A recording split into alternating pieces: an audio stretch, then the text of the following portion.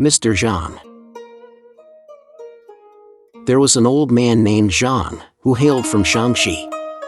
His daughter was about to be married, so he took his family and traveled to the south, personally preparing the dowry for his daughter.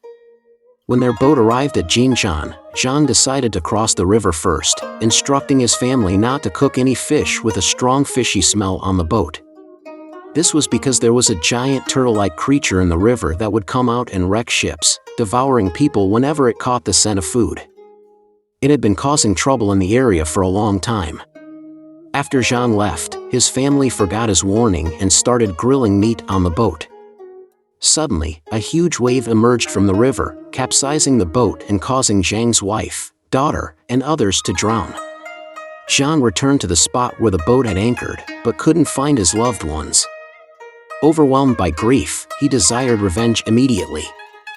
He climbed up Jinshan and visited the monks at Jinshan Temple, inquiring about the menace of the turtle creature and seeking to eliminate it for vengeance.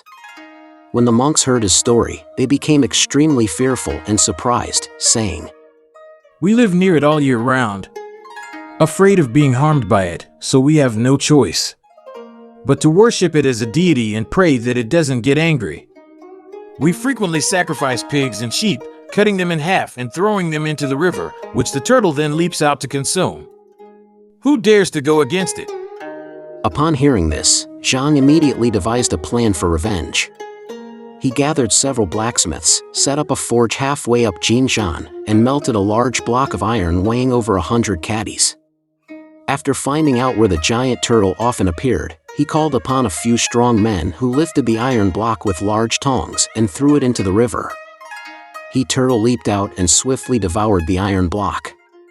In an instant, the river surged like mountains, but soon the waves calmed, and the carcass of the giant turtle floated to the surface. The passing merchants and the monks of Jinshan Temple rejoiced, and a shrine was built for Zhang, with his portrait hung inside. He was regarded as the water deity and people prayed to him, finding their prayers answered.